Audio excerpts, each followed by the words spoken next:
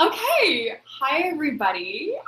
Welcome to our third live Google Hangout for STYDIACAST. This is the beginning of our 4th season.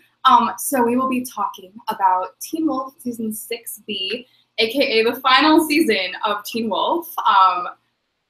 My name's Rachel. I'm Rongasm on Tumblr. I'm Rachel. I'm It's Always Lydia on Tumblr. I'm Maggie. I'm Registering Banshee on Tumblr. And guys, it's been kind of a fun hiatus. Do you guys have any favorite hiatus moments that you remember? Has it been a fun hiatus? I don't know, just lied. I lied to all of us. It was a miserable hiatus, but thankfully with San Diego Comic-Con, there was a revitalization in the fandom because now there was no silent on the home front anymore because nobody at MTV, nobody in the Teen Wolf team was talking or seemed to know anything, which was super fun. So the hiatus became fun 2 weeks before it ended, thanks to San Diego Comic-Con. This is for posterity, to our future selves watching back on this video and being super embarrassed. You were really excited when Dylan O'Brien came back. I mean, I was just telling them earlier today about how I was watching 2013 Comic-Con Live, and I look back on that very fondly, so I'm probably still going to look back on being excited about Comic-Con fondly, because it's not like there's going to be things at Comic-Con I don't look forward to. So future Rachel says to this current Rachel, fuck you, I know what I like! Okay, so Rachel's going to exit every fandom. Comic-Con will be just a word to her. Yeah, you know me. I have no tendency to get addicted to stuff. I usually just I know, right? She just sits at home. I just stay at home. Don't read. I actually go to parties a lot. I leave the house a ton. Reads books only once a year. Yeah. Go on lots of roller coasters. Anyways, okay. So we asked you guys for questions, and did we need to share this link? We did. Okay, good. I'm just making sure. I took the longest to do my makeup. So any setup that happened while I was trying to get my Cupid's bow perfect, I don't even know what's going on. Yeah. We have currently 22 viewers, so thank you, friends. Hello. Guys. We're not looking at chat right now because we only are on laptop. Yeah, live broadcast. The last one we did, we could see the chat, and Rosemary was a dear. Oh, that's right. Oh, what an angel. We love Rosemary. Okay. So yeah, we asked you guys for questions, and hopefully you did send them. So not even hopefully. Thank you for that. So now we are going to answer your questions. Just a disclaimer. This is not an opinion-free hangout. These are our opinions. You asked us stuff and we're going to answer it. Yeah, please don't kill us. And if you do, the ask that you send to any of our inbox insulting us for our opinions will probably be deleted and not answered. So enjoy shouting into the void. Yeah, really enjoy shouting into void styles. All right, so Rachel, do you want to tell us what the first question is? The first question, we're kind of starting off on an interesting note because I feel like this is something that's going to get talked about a lot. Least favorite Stydia scene. I actually got this asked recently. So. Yeah, I got this asked recently too. So hey, person who wants to know what Stydia scenes people don't like. Hi, you're the one person. What's yours? Mine was that I'm actually not that huge a fan of Styles yelling at Lydia. I understand why it's an important scene. I wrote it's season 2. I understand why it's an important scene. I can see its merits, but I just remember the first time watching it, I kind of cringed. And I don't get that for a lot of Stydia scenes, so even though now I'm okay with it, it's just that's a scene that I remember when he just shouted at her just to make her understand. I remember going that's not gonna work. So that's mine, is kind of one of the very popular Stydia scenes, is the scene where Styles tells her that she can't just go run off and help Jackson. My least favorite Stydia scene is the scene in 5B when they're going to the hospital and they're in these adorable little matching outfits, and she's just being kind of rude to him in a way that I personally felt was out of character. I like it when Lydia's rude to Styles because he deserves it often, and she was pissed off at him in 5B. 5A, I'm sorry, this was 5A. I was gonna say. I apologize. Okay, thank you, Tumblr. Yeah. So yeah, I don't like that scene because it felt really out of character to me, and I remember watching the episode and going, you guys aren't way, like What scene is this? it's the scene where I think in the hospital and she meant the forest when they're no, I mean when they're below in the hospital and Lydia's like, well, I want to be able to see what I can hear. Like it's just like the banter felt off to me. And you guys know that I live for Stydia banter. The red dress, yeah, the matching outfits. I just like I live for Stydia banter. I didn't like that scene, so that's that. All right, Maggie. My least favorite scene was probably one of the scenes in season 4 when Styles was incredibly dismissive of Lydia a couple times. And the first one that came to my mind was when they were actually at the lake house. And he's trying to help Malia with her transformation. He's like, oh, like, just throw a party, Lydia. I don't know. She's like, it's my fucking house. I'm actually surprised only one of us picked a season 4 scene. Yeah. And then even in the premiere of season 4, when she's like very scared and shaking, and he's like, I remember that one was a discourse scene in the fandom if you were watching live. Yeah. And I didn't even think that was that bad, but I just think for the entirety of season 4, he was very dismissive of her and her feelings. So it's probably one of those scenes. I remember watching that episode and like feeling so angry and going like, this isn't how you write banter. This is like anger, and I'm angry because of the anger. If only we had gotten some kind of resolution to it. If only we had gotten like an explanation. Like, there's a reason why he was acting this way. It's because he's still in love with her and he's dating Malia and he's not fucking happy about it. I mean, with that scene, it bothered me, but I was mostly just like, he snapped. And then he does look apologetic, so that made it better. Like, if he had just kept his head down and was like, can you hold the flashlight straight? And she was like, I'm scared. And he said, I don't care. Then, and like, just kept his eyes on the Jeep, I would have been angrier. But I do remember that scene being like, like, you guys were so close at the beginning of this episode, and now you're just ready to cut each other's throats. Okay. Yeah. Well, you've always said, and I completely agree with you, Rachel, that they didn't know what they were going to do with Stydia at the beginning of season 4. Like, they knew what they were doing with Stydia, but they didn't know how they were going to have Stydia react. This is a theory that I have. This is Rachel's theory, and I really like it. I think that they just didn't know how to play it yet, and so they were kind of playing around, and like the actors, because the writers didn't have any cohesiveness, also didn't know how to play it, and so we know now because Holland at a con said that she and Jeff decided that Lydia was going to be jealous in season 4, and that was over this hiatus, right?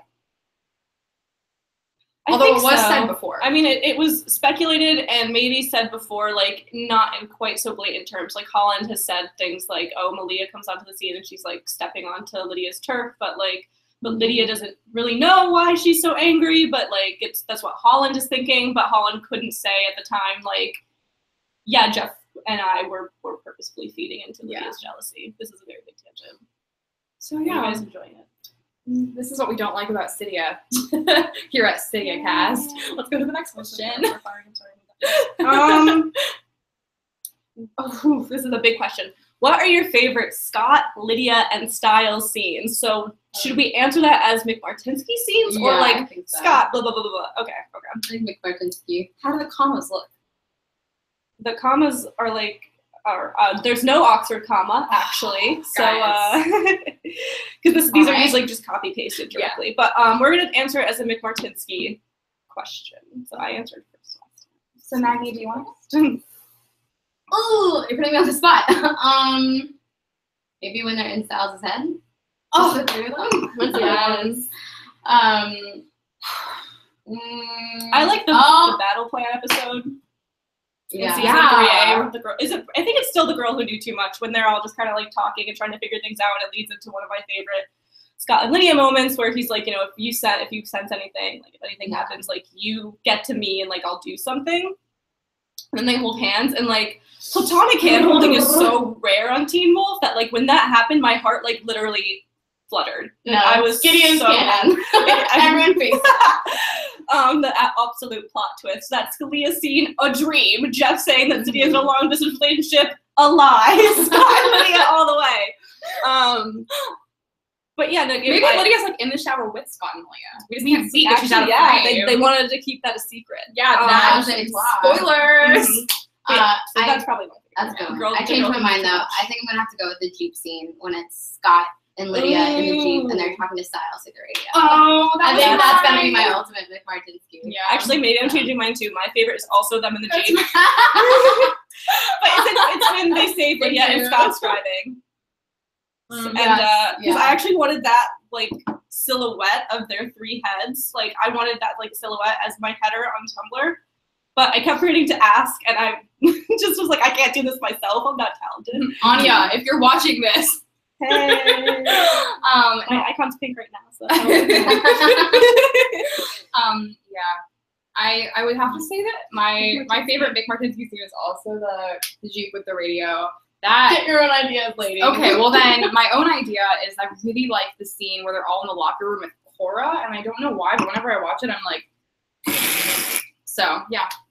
What does that noise mean? It's just how I feel. Yeah, it does. All right. That's the closest I can get to a translation.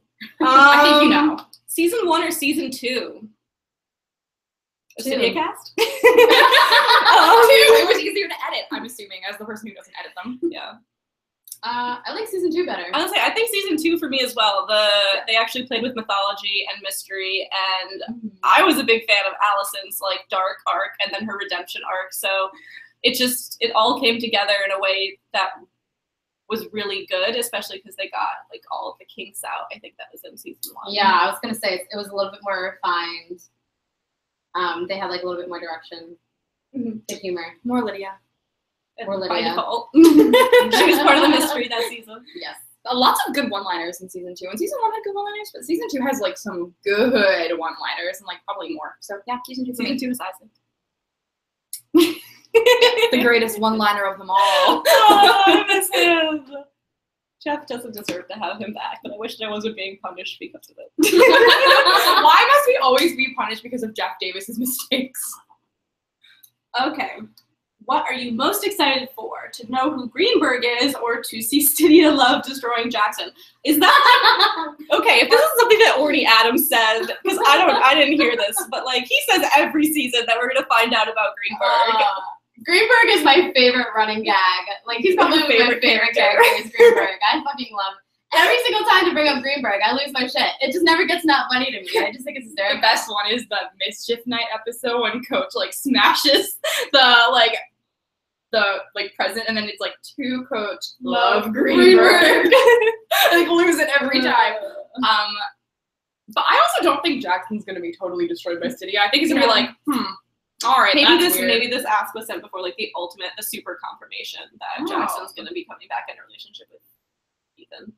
But I mean, I'm super excited for the Stydia and Jackson scene regardless, because Jeff said it was awkward, and then Colton was like, kind of like, oh my god, yeah, it's so awkward. It was so funny because we're all just like having to act out this scenario, which is so bizarre. You know, like they've all known each other for so long, and then now it has to be like your ex is now dating a guy, and happened to me. you used to bully the guy she's like Lydia's now dating, and you know you guys didn't have a great relationship anyways, and then it's just like a total reversal for each of the characters. So I'm really excited for that, because Colton elaborating on it and Jeff specifically saying like, oh, there was this great scene, like makes me think that it's going to be enjoyable. They specifically like handed that to us. So sorry, Greenberg, you're gonna have to stay on the back burner for another season. I like all the fan theories about how the interaction's going to take place. And I said this before in one of my asks, but I forgot. I'm sorry, I forgot who said it on Twitter. But one of my favorite ones was like Jackson walking down the hallway, and all of a sudden he sees like a nice butt, and he's like, "Ooh, like check that butt out."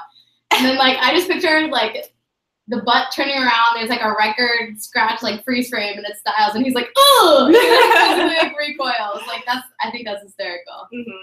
If you are the person on Twitter, we apologize for not giving you credit where credit's due. My favorite theory is always going to be that he walks in on them making out or something, or he just turns the corner and they're kissing, and he's just like the same thing, just like when Lydia's looking around at like everyone at the party, and she's just like predictably, like awkwardly, finally, like Jackson like looking around the halls of Beacon Hills, just like, ew, everything's gross here. And then he sees the two of them making out, and he's just like, why is everything so gross here? I would do like a double take and just like, and like slowly just kind of like, ooh, yeah, like walk back to the classroom, just like, ooh, I don't know what I just stumbled upon here. Yeah. If they were like really gonna like remember season 1, I remember that one time Jackson like made a comment about Lydia being a scratcher in bed. I would like to call back to that. No, they're not really, but I kind of do in my heart. I am of two minds on this Okay, everybody just take a fortifying sip of their alcoholic or non-alcoholic beverage, because our next question's a doozy. Scalia thoughts. Oh! So, okay. Remember how we said this is our opinions? None of us are fully happy about Scott and Malia getting together. For me personally, the main thing that bothers me, and it's not something that's going to be able to get changed until the episodes air, so like, is Kira and Scott have not officially broken up. Like, that's just not how that last scene was written. It's not how, when they mentioned her at the end of 5B, like, you know, they said that she was going to come back to graduate. Like, it's just not how she is standing in the plot right now that is written. So I understand that the writers and Shelley and Tyler have amazing chemistry and they wanted to give them something to do. I understand that. But Kira has been one of my favorite characters since she entered the show. And I don't think that it's going to be handled well. So I only have like pretty apprehensive and not positive thoughts about Scott and Malia because of it. Because what if Kira came back in 6B and she finds out that Scott and Malia have been hooking up and she asks, why did you do that? And all Scott can say is like, well, I never thought you were coming back. And Kira can say like, well, I gave you my tail. Like, did you think, I'm also immortal. like, did you think that like we were bound to run into each other at some point? Yeah, It's so gonna get awkward. So it's just until that is addressed, and I hope it's addressed well, like, it's just not going to be something I'm going to be like, yay, for. And I also like Malia as a free-spirited character. That's just how I prefer to interpret her. Yeah. How I've always interpreted her. It's especially weird that she's like, oh, I want to go to Europe and meet French men. And then instead she's just like, or I could not. And then she gets tied down to something in Beacon Hills, which it seems somewhat out of character to me. So that's my Scalia thoughts. I agree with you that I think that Malia is like a free spirit, and like Malia likes Dick, and Tyler Posey likes making out with his female co-stars, and we know this we know. But like I feel like what this is actually what I call Rick Rubin syndrome, where all the characters that are single just like matched up with all the other characters that are single until like everyone has somebody, and it's a little bit like, maybe these characters didn't need to have. Not even all the Weasleys got married in the end of Harry Potter. You know what? Malia should have been Charlie Weasley and Teen Wolf, and I stand by that. And it doesn't mean that I don't want her to be happy, and it doesn't mean that I dislike Malia, because I don't. I just think that she could have ended up single, and I would have been perfectly happy with that. My main qualm with it is that I'm trying to wrap my head around what Malia could possibly bring to the relationship with Scott that would make him a better person or improve him in some way. Because the best kind of relationships are when two people evolve together and become better people together. And no, Scott deserves the world. He's an angel and he deserves the best. Is Malia the best? I don't think Malia will help him grow in any way. I think that unfortunately, she's been a pretty stagnant character, and I'm tired of Malia's storyline always revolving around another man. She's with Styles, she's with Peter, with her father, and then with Scott. Like, Malia has wanted to go back to being a coyote and run around the woods of California. Let's just let her be naked and happy and free. We don't have to have her naked and in the shower with Scott. Mm-hmm. Like, I think that Scott's better than Malia. And no offense to Malia, like, I love Malia, but I'm sorry, Scott's better than Malia, and they don't make sense together. They don't contribute anything to each other. Scott would be constantly, like, in that role that Styles had, where he was, like, teaching her, and it was very one-sided, in my opinion. And a lot of these problems really, really stem from how Malia has been written. Mm-hmm. Like, if they had, like, I loved, personally, Malia's characterization in season 5.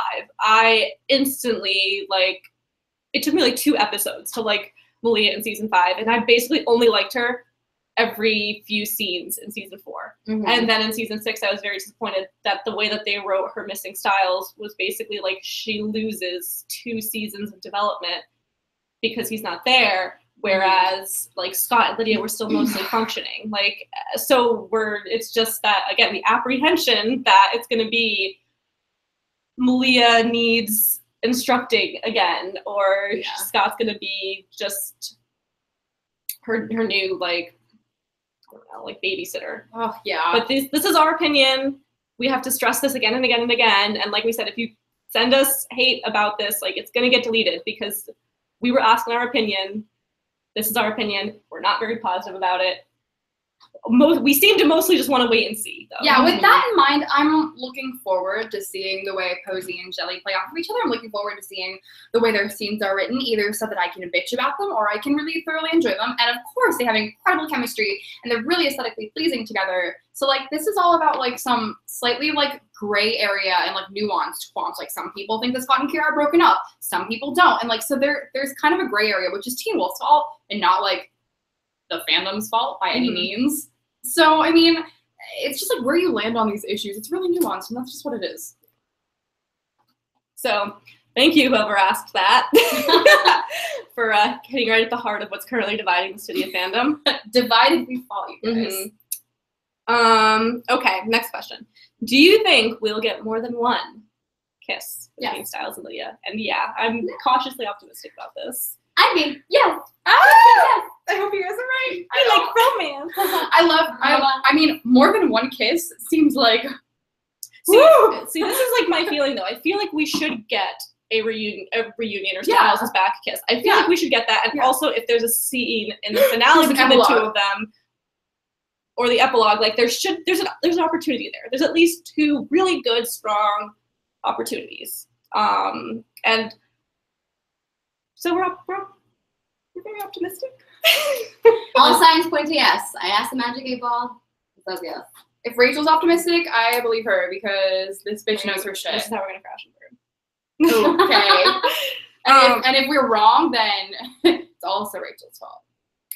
Expectations for 6B, including Stydia, which we kind of just touched on.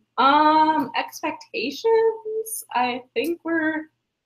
I like the idea of the mythology that we've heard about so far. After hearing nothing, what we did get, I was really excited about. If you ever like research H.P. Lovecraft, it's kind of got a lot of cool stuff that he's written, and other authors have kind of piggybacked onto him and also written cool stuff. So to hear that that's what they were mining for their source material, and again, they also did horrible things to the Wendigo myth. So maybe I need to sit down. I expect that it's going to be very Teen Wolf. And what I mean by that is it always looks good, and then I say, don't get ahead of yourself, keep your expectations going low. And going to be, either way, very bittersweet because it is the last season. And they're not, let's be realistic, they're not going to be able to tie up all the loose ends that we have, and there are a lot of them. But I am looking forward to the villains look really exciting. I'm really excited that the Argents are going to, like, build an army and fight Scott's pack. I mean, I'm not happy that they're fighting Scott, but it's just Gerard. Chris is probably not. I think that's the expectation. We think that Chris is going to be caught in the middle. But I like that. I like where it's coming from, and I don't have anything negative to say yet. Did you see the Jeff interview from earlier today, where Jeff was like, "There's going to be awkwardness with Scott and Melissa and Papa Argent. Papa McArgent. Papa McArgent. Yeah, no. He's going to take her name because it is real bad luck to be an Argent. Yeah, I saw that, and I'm imagining it's just going to be, like, I don't know where this thread of, like, spoiler came from, but I read... The EW interview. No, not that one. Not that one. Sorry. The one where, like, Argent gives Melissa, like, a taser, and that's why Scott finds a taser at the hospital, like, one of the ones that Allison used. So I'm wondering if, like, that's what the awkwardness is going to be, where it's, like, Scott, like, Melissa doesn't tell Scott that maybe people have been frosty or threatening to her because her son is a werewolf, because I posted this on my blog, but I think that it seems as though because the supernatural is so out in the open now, because the entire time it got taken by the Wild Hunt, they're kind of focusing on Scott as, like, the cause, when he's more been, like, the person who's always trying to stop it. So then, like, by association, Melissa is kind of persona non grata. So I think that could be what the awkwardness is from, is like, why are you trusting him to protect you and not me? And maybe that's how he finds out that Melissa and Argent maybe have something going on, because they were doing their own separate thing in 6A, while Scott was dealing with the figuring out what Styles and what the Wild Hunt is and just all that stuff. So I don't think it's going to be like, I disapprove of you dating Allison's father. I think that Scott's mature enough to not.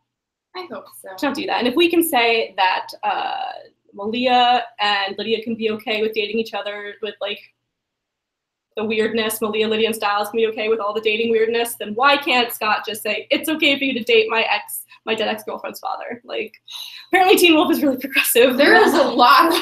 Real high school wasn't like that for me. So. Oh my god. For me, it was like everyone dated each other and it was exhausting, and I was like, I just wanted to sleep. I was one that my friends were like, please don't date my ex, or please don't date my boyfriend, and then I did it anyway. How many friends So do you still moving have? on. How many friends do you still have from high school, Maggie? Girlfriends? And case in point, don't do it, girls. Don't do it. It's a bad idea. Malia, don't do it. Don't do Yeah, it. come on. But they're not real people. They're characters on a show. So if the writers would make everyone okay with it, the writers can make everyone okay with it. I am also really excited that Jenny Blake is gonna be back. Yeah, I that's love my something. queen. Yeah. I follow the actress who plays her on Instagram, and I'm always like, "Are you in California? Are you working?" Like, and not a hint. She's stone cold on that Instagram feed, but I'm also really happy that she's coming back. I think that if I couldn't have Isaac and Braden back, my third request would have been Jennifer Blake, since I have a tragic sense of realism about Kira. Oh. Kira and So Isaac. those were the three that I really wanted. I love Jenny Blake because she's like the center of so many like lesbian and Teen Wolf fanfics, and I'm like, this fills a void in my soul that I really need. So if any of you, And also, she was just like a straight up serial killer. oh yeah, Like, she was rad. She's so rad and hot, and I'm just I liked her motive for I'm it. gonna say her motive was very interesting. Mhm. Her method was like that ritualistic sort of that She you like was get so fascinated with. intelligent. Druids are just my favorite, so anytime, like, So Dark Druid Maggie was like, I was like, son me the fuck up. Yes, Dark Druid. I feel like Rachel, she's kind of like you. She was like hella intelligent and super interested in murder. I don't know, I was keep it quiet. Yeah. I'm outside of a jurisdiction right now, but keep it quiet.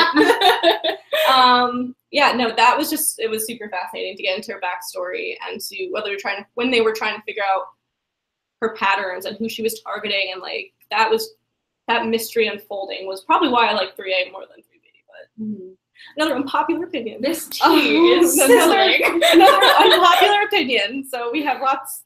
I don't know.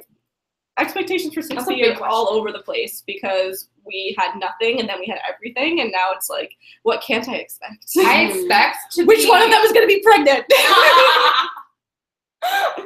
It's gonna be us after we see Styles in a tie. I guess. I expect to be vastly disappointed by Lydia's interaction with the rest of the pack. And vastly disappointed by the stuff that they don't explain, like the plot holes that they not only don't close, but also open and then don't close in this season. So this should be a wild ride, but we just have to remember that... Absolutely wild ride. We just have to remember that Teen Wolf disappoints us, and we love it anyways. Disappoints you. Excuse me. I've never been disappointed by Teen Wolf. I have, but I'm trying to be optimistic here, Rachel. Moving on. Okay. So the next question is possible Stydia sex scene. I like it already. I would say, I mean, we like the idea of it, but yes, it's one of those. I think that one might be my Stydia like negative expectation. It's like, I don't think we're gonna get that. It's like obvious that I would love it and I would cheer and like faint at the same time if it happened. But it's like, Styles, Dylan, they could only film 3 episodes with him that we know, like, as a firm for sure he's in 3 episodes. He's appearing in 3 episodes. So I don't want to get my hopes up because there's not a lot that you can do into the last two episodes of a show. There's not a lot that you can do in that time. So I don't know when there would be a pause in the action for that to happen. The only thing I can think is that, like, Jackson's like hunting around for like someone he knows from the pack, and then like he sees the Jeep and he's like, hey, that's Styles' Jeep. Maybe I should run there. And then Styles and Lydia are inside the Jeep boning. But that's not gonna happen. So. Maybe a little too lewd for MTV. Even What? Despite all the But they did it in Titanic. But like they prefer shower scenes, obviously. So we've had 2 now in the last 2 seasons. The truth is, we all know that Styles and Lydia are getting naked with each other on the regular, so like everything else is just gravy. I would like some kind of indication of that, though. Yeah, like if that's the scene where like joke. Styles is putting his shirt back on and like Lydia is clearly like snapping her bra. Oh my god.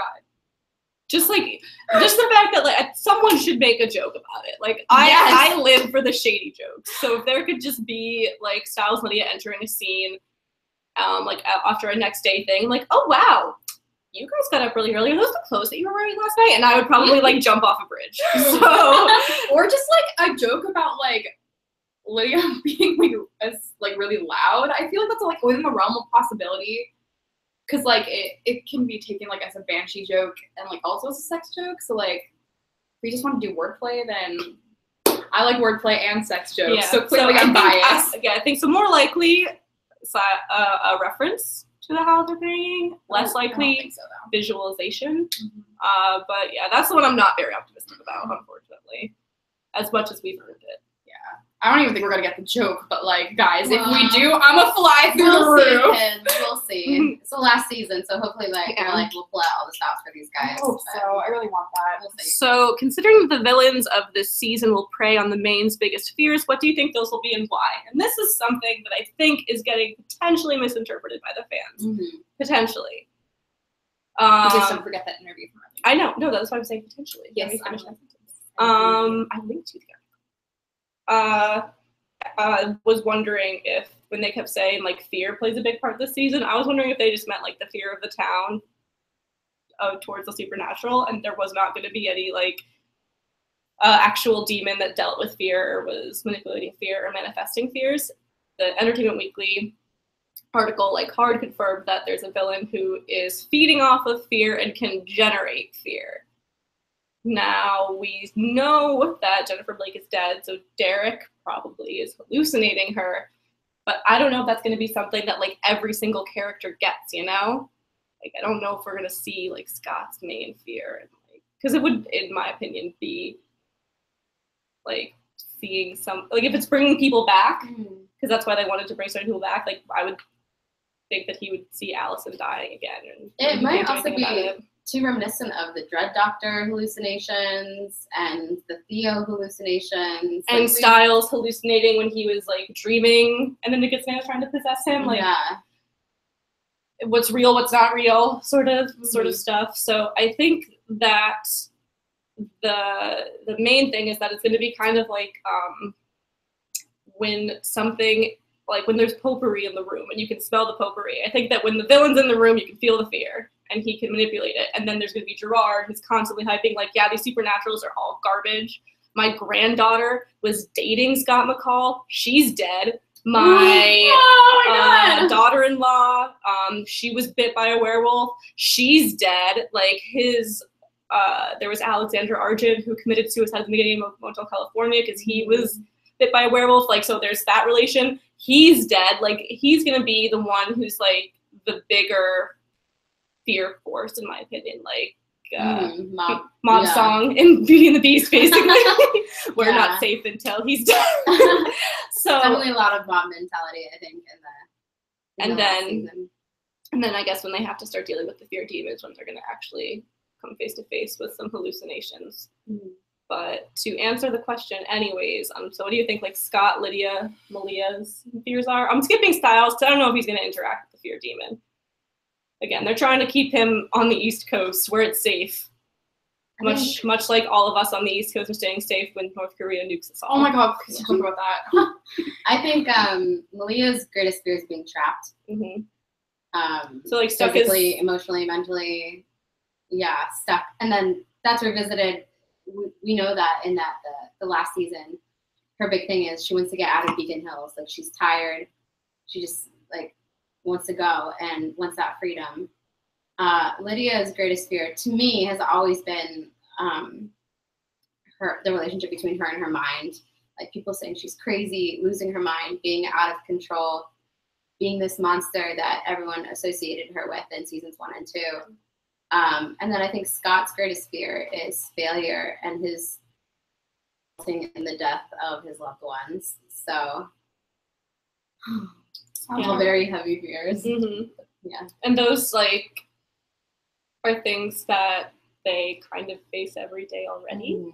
So again, I honestly didn't think there was going to be like a fear demon thing explicitly until that interview this morning. So we haven't really thought about it. I thought it was just going to be, it's about how fear of the unknown and fear of the other is going to affect the townspeople's behavior towards Scott, Malia, and Lydia, because they're a group of supernatural people. And it's probably both. And they're at the center of every mystery. It's like with Harry Potter. Like, why is it always you three? And now it's like people have died. People have seen things explicitly. Like you can't put that cat back in the bag because the entire town was taken by the wild hunt. Do you think they know that? I think that they know that Scott's supernatural and probably Lydia. But do you think that they know what Lydia is as well? It depends. Like it's one of those things where guilt by association or someone's actually right. saying something. Exactly. And like I personally think. I don't know if it's been like 100% confirmed or not, but like the Lydia in, like imagine if you are just a random person and you find Lydia in a fugue state. And like there's that shot in the trailer where it looks like Lydia holding the phone like at the grate and she looks creepy. She looks creepy as hell. Like if that's actually Holland, like great job on like almost not looking like yourself because she looks creepy as hell. Imagine if you're an average person and you find her and you know she's associated with Scott McCall and you know all about Scott McCall and what he always seems to get caught up in and what he could do. Like, and you know she was in Eichenhaus. And Lydia's been put into Eichenhaus. That's a good point, Maggie. So it's not. I mean, like way back in season 4, she and Malia, when they were arguing, Lydia shouts in the middle of the high school hallway, "I just have voices inside my head," and then she's put into Eichenhaus. So you can't imagine that they already think that she's totally like on the level even before the wild hunt. So I think that they probably are guessing that she's something. They're guessing that she's weird. So fear. Very uplifting. I know. Spiders. Can we talk about something else? Oh yeah, that's the other thing. Fuck you, Jeff. Spiders are like my last bastion of terror that Teen Wolf hadn't dealt with, and now, like in the interview again, Jeff was like, "Oh yeah, there's gonna be a lot of spiders this season," and I was like, "Well, go fuck yourself!" Right? Oh like, my God. Okay. You can't bring me back Daniel Sharman. You instead bring me back spiders. Like, all right, it's fine. It's not a big deal. 2 days ago, we went into like a haunted house ride, and it wasn't like actually scary. It was really cheesy. And there was this like giant, hairy, like obviously really, really fake spider. I just turned to Maggie and I like pointed it and went, "This season on Teen Wolf." So yeah, I hope that they look fake, but they're not gonna. They're gonna freak us the fuck really out. not. Yeah, it's gonna be bad. What do you make of the news that there will be a possible podcast with new characters? So Paul of Teen Wolf Wiki fame said that that wasn't necessarily a firm plan. That was more like a spitballing on the part of the MTV like higher ups because as you may know, Lore is a podcast where they tell stories and like now it's an anthology that Holland has been cast in.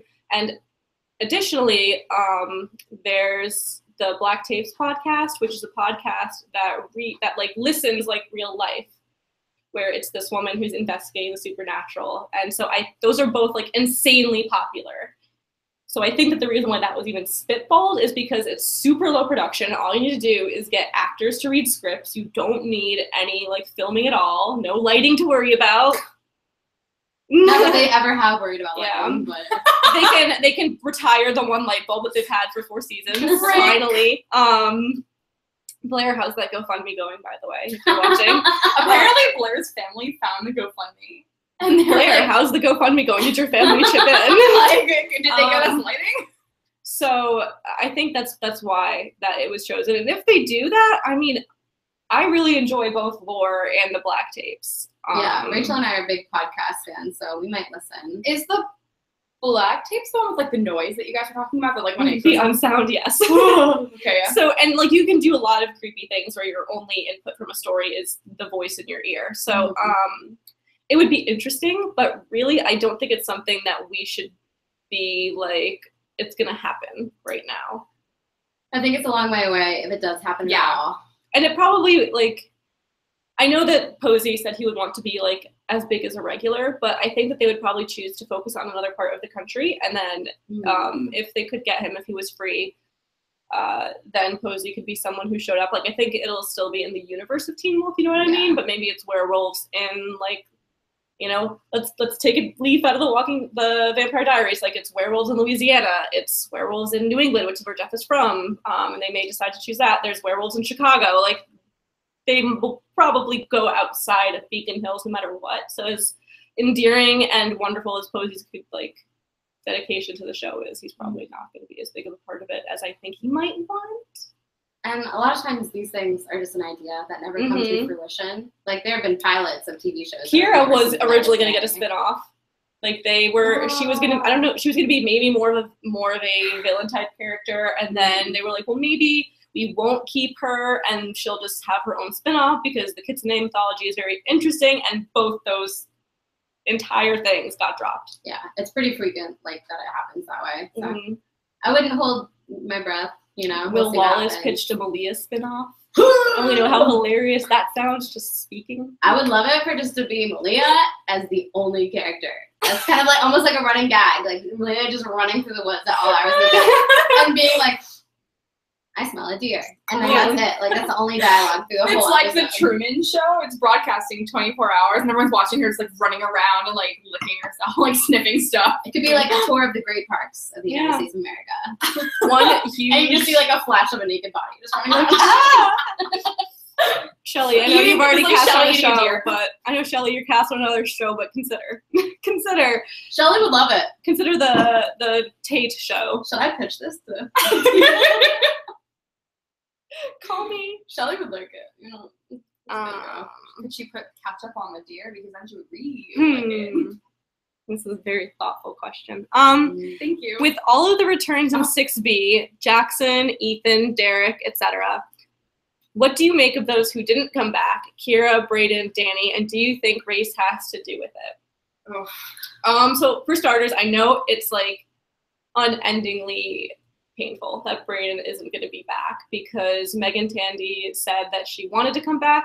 She even was told the storyline that Brayden was going to have to come back, but because of her commitments to Survivor's Remorse, which I'm pretty sure, which films in Atlanta, she was unable. So I know that they fought to get Brayden back, but I think that she was going to have to come back in the finale, and when they could film the finale, or the finale and 619 was kind of constrained by when they had Dylan. So as much as I wish they had pushed to make it work for her at any other point in the season, the way that they really pushed to get Dylan, they tried really hard to get Megan Tandy back as Brayden. For Danny, I think that there were some bridges just burned. And production and whomever, where it just became a point where we're just not going to have him back. And it's like, that's it. And it's unfortunate because, yes, he is one of the few like Pacific Islander actors who had a significant role on a show that wasn't just like set in Hawaii or in one of the Pacific Islands. But like there might be some beef there. It feels like there would be beef, because it's like so sudden that he just like left, and they're like, oh, Danny graduated early, and they went through the effort of saying that, and then also having him say like, oh, I know all about the supernatural in Beacon Hills, so Danny graduated early because fuck that shit, and like the way other characters are being pulled back because they hear about the fear and they want to come help. Danny would be like, new phone, who this? I hang up. He's always been the smart one. Kira, it always smells of something to do with race. Yeah. I think we'd be remiss not to acknowledge that all of the actors that are not coming back are not white. Why couldn't they have Derek hallucinating Boyd and Erica?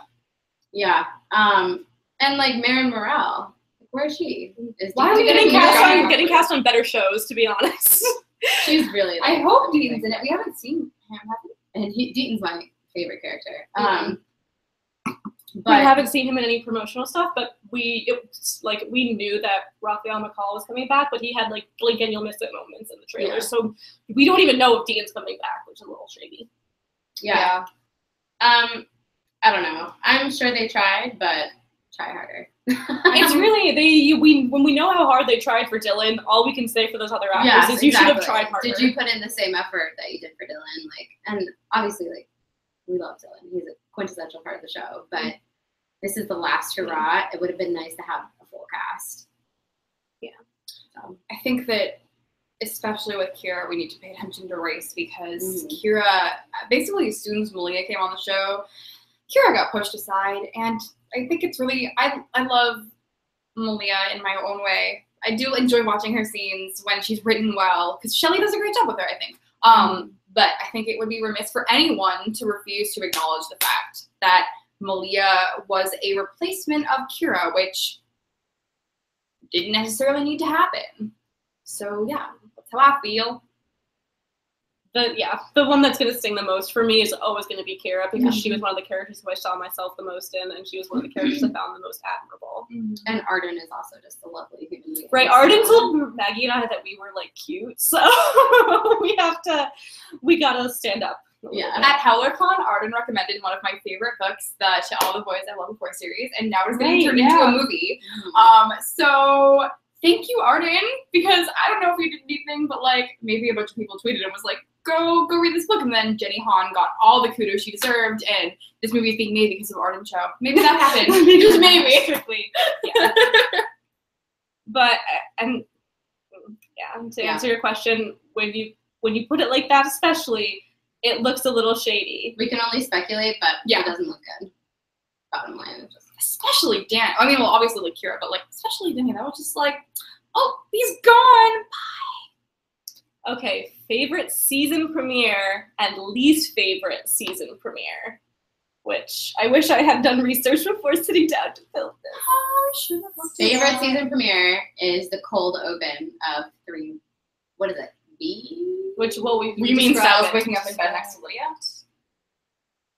Yeah. Yes. And also it would be oh wait, shit, that's the end. When they like wake up in the ice bath. Which one is that? That's the end of season 3. Is that the cold open of 3A?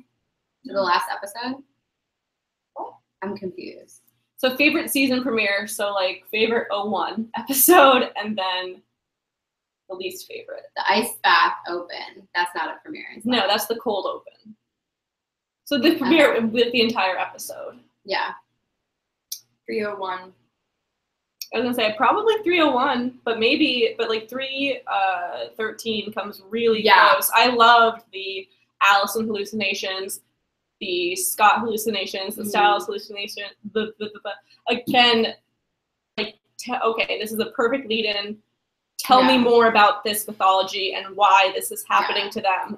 And I also thought it was just, I'll always love Lydia's little sarcastic, oh, look who's not the crazy one. Haha. And then Styles saying, Lydia, stop enjoying this. And she's just like, what? I don't know what you're talking about. Do you ever think about the fact that he's like, Lydia, stop doing it? It's like, he's like so flat with her. And like last night he was legitimately dreaming about like waking up like in bed next to her. And she's like, I'll play it cool. Like rubbing his arm. Like Styles is so used to playing it cool around Lydia. He doesn't even register. He's like, you were in my dream last night. Nope, doesn't even matter. I'll say 3B premiere just because that was awesome. And there was some really good humor. And also, can I just say I really love the following couple episodes and how it leads into this, because it's like one of the best times that we see the pack like working together as like a whole group in this like one body. Yeah, they're always sitting down and talking between like Mick Martinsky and Isaac and Allison, and then they eventually bring Kira into the fold for that in 3B, and it's just a consistent theme. It's like we're like if we're splitting up to solve a part of the mystery, everyone is always talking with each other and everyone's always on the same page. So it's not like sending someone off to do something because they think they have to do something by themselves. It's always like, the two of you are going to handle this. Like, the two of you are going to handle this. Like, Allison and Lydia working together to figure out the symbol that Brayden, like, accidentally accidentally like burns onto their arms, Crap, did and she then they do bring that? it to them, and they bring it to Scott and Styles like so quickly because they're like, this is weird, there's something Yeah. wrong, we know that we're not supposed to be talking because Scott and Allison broke up, but this is a threshold that has been passed of weird. So season 3 forever.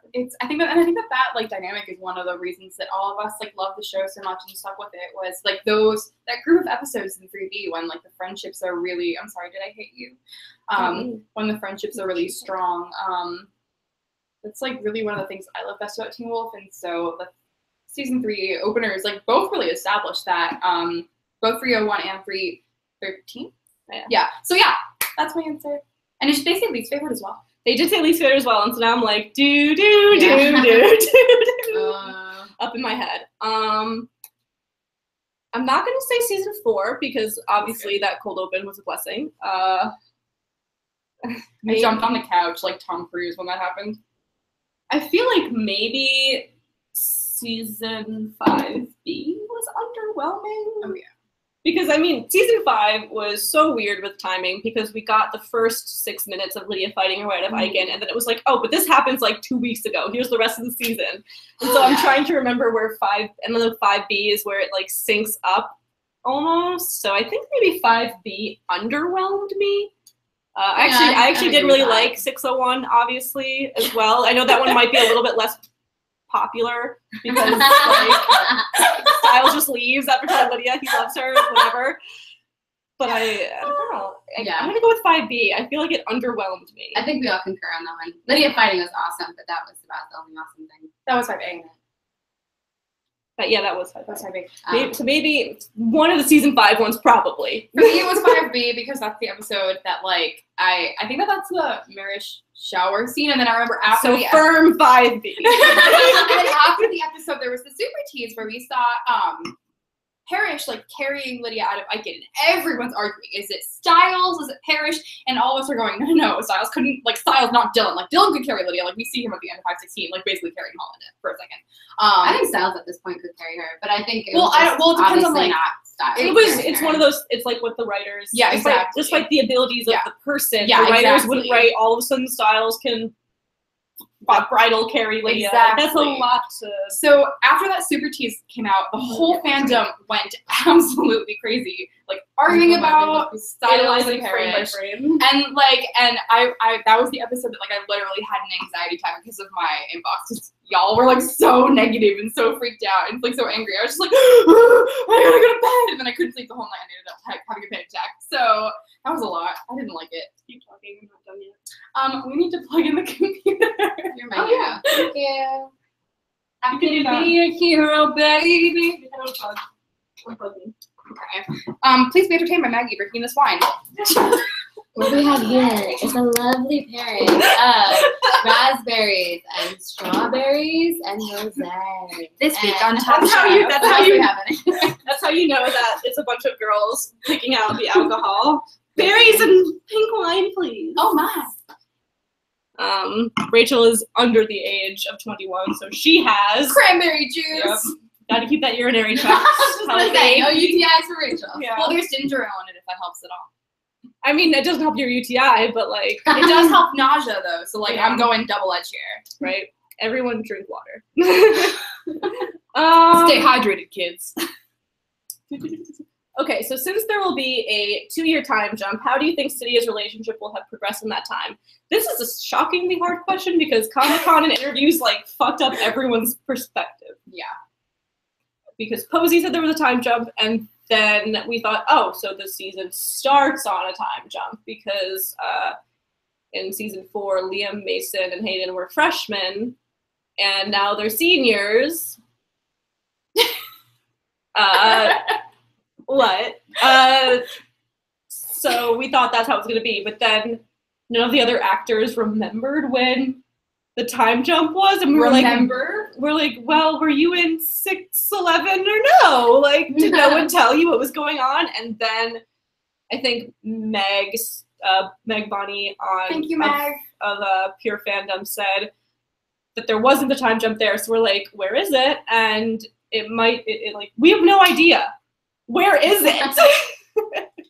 I mean, mean, it must be like one day we're gonna be like watching Teen Wolf and we're gonna see We're gonna Holland, and know. then like next week on Teen Wolf we're gonna see like Holland with shorter hair. And we're all gonna go, oh, it's happening. Yeah, because that's the other thing is Holland at one point like took the extensions out / cut her hair to help signify a time change. But I mean, Jeff has been so blessedly positive about Stydia in the interviews whenever people ask him about it. Like, yes, they're doing long distance. Yes, they're still a thing. Like, in fact, like when Jackson gets there, like they're still dating. So like, yeah, we have to assume that like whatever 2 years pass, like they stay together for the entirety of it, which is so amazing. And it's only not amazing. Did anyone really doubt that? No, and I'm so happy. Homeboy ripped a hole in time and space for Lydia Martin. She's not gonna give that up. No way. I can't believe people were freaked out about that. I don't think anybody was, but the acknowledgement that like we're going to see Styles and Lydia after they've been together for 2 years and like they've had like Christmases together and like birthdays together, or like they have been through like 2 years of college at least at that point. Like, to me, that's just kind of wonderful because I'm really excited to see them in kind of a more settled version of their relationship, because like I think that one thing we all love so much about Stydia is their friendship, and I think that at like that point it's going to be even stronger. Like, and maybe we won't even see that, but we'll know. I would say it's going to be unfortunate that no matter where that time jump is, we're not going to like witness anything specifically. But if we could, like, I am fine with stuff coming across in dialogue. If we can just get that closeness, those memories, those experiences across in dialogue, I will be fine with filling in the blanks. So I would love it if Lydia would call him on the phone. I would love that so much. Or texts. Like if we got little texts or something or if anyone, or if they have a question and it's like, well, I know that none of us know about like German serial killers in like the 15th century, but I bet Styles has an idea. And then they just call him and say, listen, have you ever heard of something like this? And he could like answer with, and like, look up this, or like, you know, like, should I be worried that you're asking me this? And just like, no, don't worry, just stay there. And then like hang up. Like I'd be like the casualness of a 2-year relationship coming across in the dialogue and in small moments like that is probably what I would want to see and look forward to the most. So we think that it's going to be adorable AF. Those 2-year jump is going to be adorable AF. Yes. What kind of scenes are you expecting or want this season? We just talked about that. We did. We want nice things. I also to like bring it a little bit away from Stydia, but like in a way that's totally in character for me. I love Scott and Lydia scenes. So I want to see more Scott and Lydia scenes because they're the seasoned adult members of the pack. They've been there through everything. They've been there through Jackson being the Kanema and then dying and then being a werewolf. And they've seen, you know, Boyd, Erica, like all these people die. They've like Isaac's left, Allison's died. Like they've been through like everything together, and they're Scott's Lydia's best friend. At this point. It's So I want so many scenes between the two of them, or scenes that show that they remember things that in the past that can help them in the future, that there's a connection. Lydia standing up for Scott when someone calls him like is behaving, like calls himself like a derogatory name, or like says like, oh, you know, we can't trust him, like he's awful. Or, you know, like Scott McCall's bad luck, like Lydia standing up for him, Scott standing up for Lydia, because like the two of them have now experienced what it's like to be the town pariah, the town nut job almost. So I want to see the two of them like having good scenes together, because I thought that they could have done more of that in 6A, but they chose not to. So I want to see like the two of them as this unit, because they're both the most powerful creatures in their class, if you will. So I want to see more of that like powerhouse duo, less Batman and Robin, more Batman and Superman. So like, let's go. Yeah, and we were so sure that we were going to get Stydia in 6A, and we didn't. So not as much as we should have. I mean, we got like a little bit, but it wasn't what I want. I mean, obviously, like That's people another can't thing. all be about what I want, but like I can want what I want. That's so. another thing that makes me fearful about Scalia, is that it takes away. They're just from not good at Stydia. writing like relationships that overlap with friendships that aren't Scott and Styles. Like there's always going to be Scott and Styles scenes in an episode, almost like there was always going to be an Allison and Lydia scene in an episode when the two of them were on the show together. But beyond that, like they're so bad at pulling like Scott and Lydia back together. And now we have Lydia and Malia, and the two of them they have the classroom scene together in 6A, but I mean, I feel like 6A was written and rewritten so many times that it's almost like mean to pick on them for that. But yeah, that's true. But like, it's not as common as it was, and it's not as common as it is with Scott and Styles. Like, we never have to fear when Styles is in an episode that there's going to be a one-on-one between him and Scott. We're never going to be doubting for that. So I just want to see more of that. Like Rachel said, there's always this pack dynamic, this cross-sectional, like, these two can go off and hang out together and figure something out. These scenes, like when they were testing out Isaac and Allison, like they had the two of them kind of thrown into the scenario where Isaac was going to lose control, and Allison, who had previously hated him and who had attacked him, had to calm him down.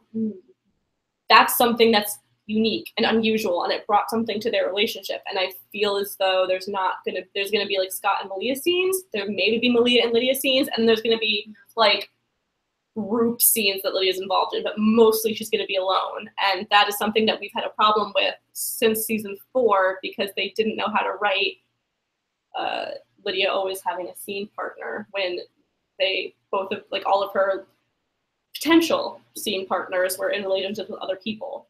So that's what we would want the most, would be more platonic friendship pack scenes. And Rachel, you've been talking about how you're watching Agents of S.H.I.E.L.D. and how all the characters... So good. So good. She, like, live texts me rants. Oh, I'm so sorry. Are you okay? Do you have reflexes? Totally. I accidentally kicked Maggie, and now she is lying on the cold, hard ground. Anyways. I think I'll live. Okay. So Rachel's watching Agents of S.H.I.E.L.D. and she's talking about how all the, like, different characters have different dynamics, and they're always hanging out with the other characters. And, like, so no pairing is, like, ridiculous and, like, oh my god, they're hanging out together. So, like, if they put Lydia in scenes with Liam and we got to see Lydia being all, like, mom-like towards him, I wouldn't have a problem with that. It's just Lydia being alone that, like, really bothers me. Unless Parrish there, and then it's, like, worse. Yeah, that's the one thing. It's like, can we keep it appropriate, please? Like, and I wouldn't have even minded Parrish in so many scenes with Lydia if they weren't leaning into the romantic subtext. Mm-hmm. Yeah. The idea of Parrish as someone who is almost, like, sworn to protect Lydia as, like, a big brother type, I probably would have been, like, cheering that on forever, because why should Scott and Styles be the only friendship that we consider brothers? Why couldn't Lydia have an older brother? Is it because they're of the opposite gender that, like, oh, when they're that close, they must want to fuck each other? Like, it's something that this show severely lacks in. And like Rachel said, I've been watching Agents of S.H.I.E.L.D. It's a show that can balance platonic friendships very, very well and introduce you to interesting dynamics that make you like each character more, because it's like, oh, I love seeing that interaction between the two of you, because you're so different, or because you have this similarity I never knew until this scene happened. So I would love for more of that in Teen Wolf. But unfortunately, they're maybe bringing back too many characters. I mean, when you hoist yourself by your own petard. Since not many of the episodes will include Styles, do you think there will be a few mentions of him by Lydia in those, I'm assuming in those, meaning in those where he's not? Yes. yes. Done. Was that fine? Yes. We've already, there's already been an interview that acknowledges that there's a scene just like that. So. There has? I'm so behind. Well, I mean, where Scott gets the voicemail or phone call from Styles. Don't tell Lydia I miss her. Like, when you're in a long distance relationship, there's not a lot, like, you spend a lot of time thinking about your significant other. And I know that Lydia's got a lot of other things going on right now, but like, there's communication every day when you're in a long distance, long-term relationship. So even if, or like, I feel as though Styles is going to reach out to them and tell them, from what we're assuming about Jeff's hints, that like he's going to tell them that he ran into Derek in DC in some capacity. Yeah. Or he and Derek have to do something together, like hunt for someone, find something. Gonna steal the Declaration of Independence. I'm that generation. Sorry, guys. National treasure. I know. I think so. Yeah. So just, it's going to be one of those weird things where it's going to be random, and we're going to be like, oh my god, they mentioned Styles, but it's gonna happen. Like, especially because they know how much the fans want that. Yeah. Like, they gave us breadcrumbs in season 6A to follow with him. Like they had him in so much of season 1. They wrote so much great dialogue about Lydia missing him through the rest of those episodes, and then we got like a ton of content in episode 5 with him over the radio. So I think they're going to try to follow as close to that pattern as they possibly can, where it's going to be good dialogue and mentions, and then he's just going to show up and be in some scenes, and then it's going to be waves probably, but I think they're going to happen.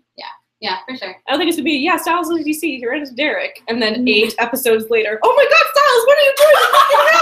Like, but I also don't think it's going to be like Lydia walks into the room, oh my god, I'm so sorry I'm late. I was just having Skype sex with Styles. So, like, I was pretty naked. Like, it's not going to be like that. It's going to be, like, it's not going to be what we want. It's going to be like, anyone honestly expecting?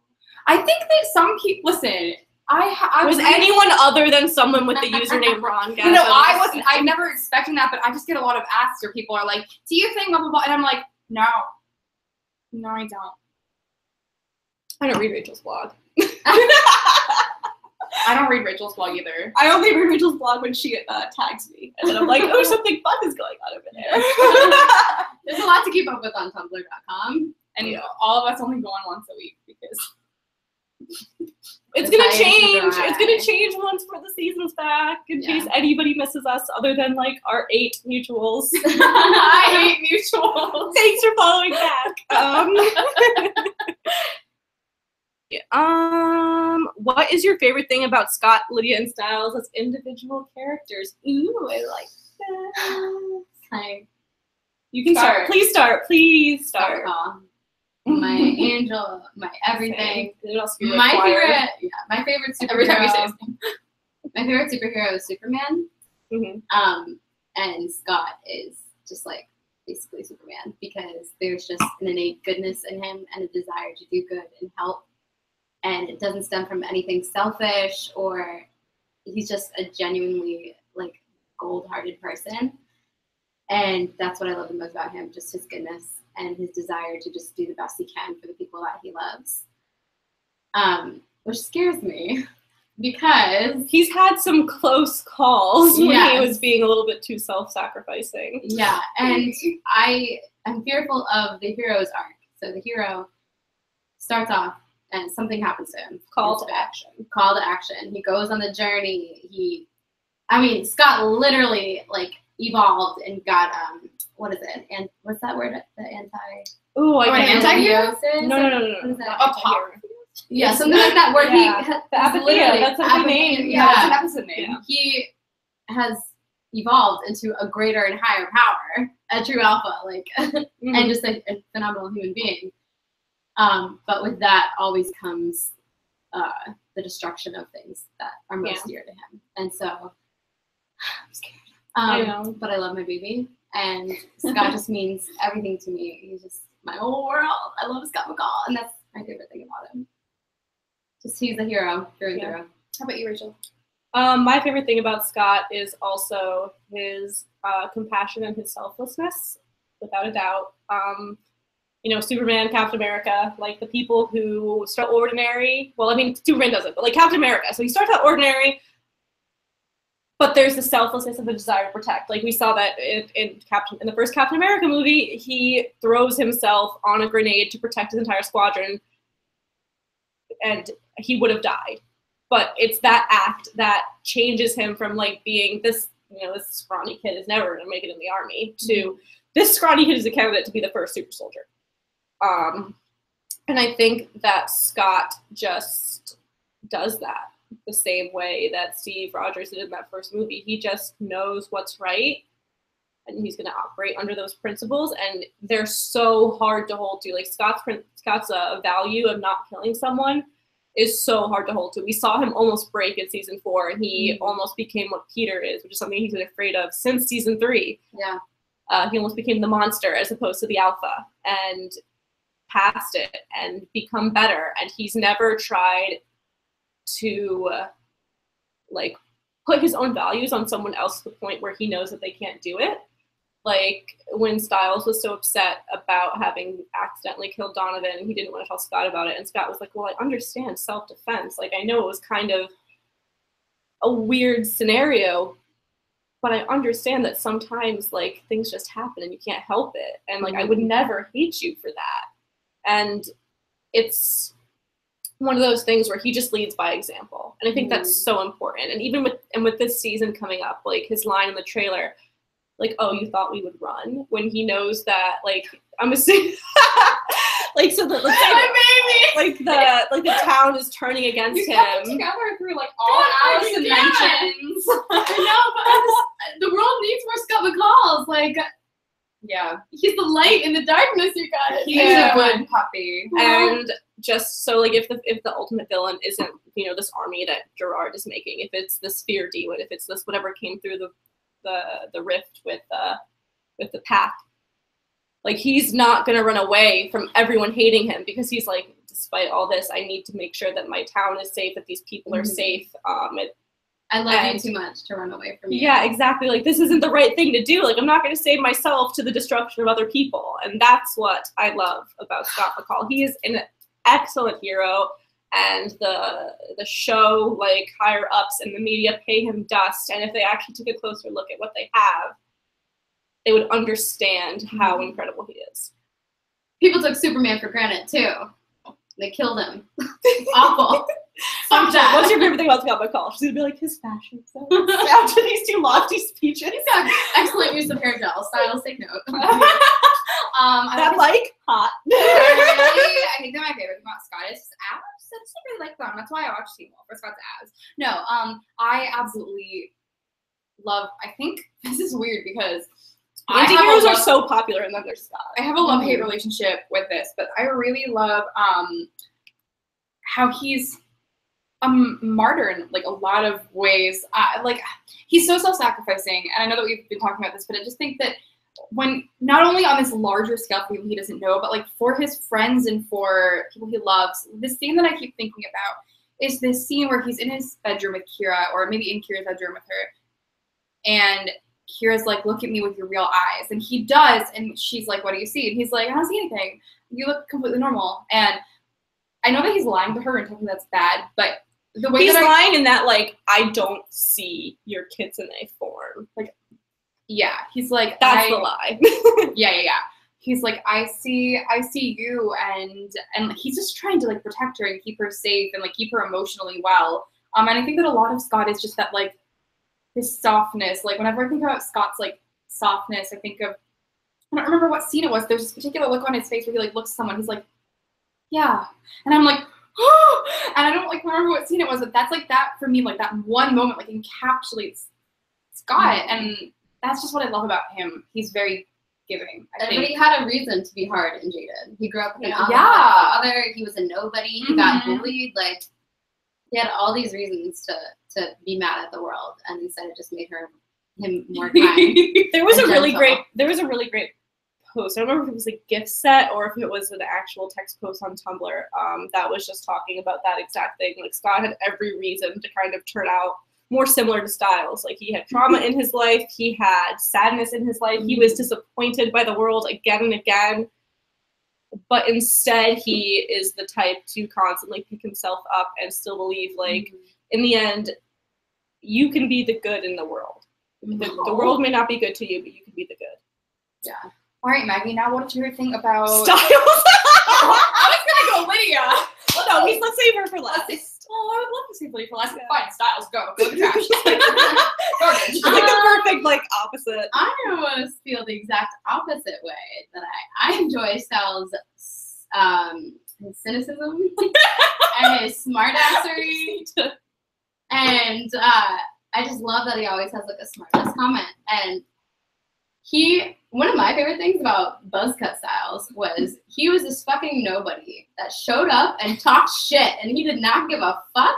Yeah. And he punched Lydia Martin's lacrosse captain boyfriend in the face. I feel like once a day we talk about that scene. I think about that scene a lot. Yeah, This nobody, like, is on her wavelength, has acknowledged her, like, talked to her during that whole, we're talking about the night school episode.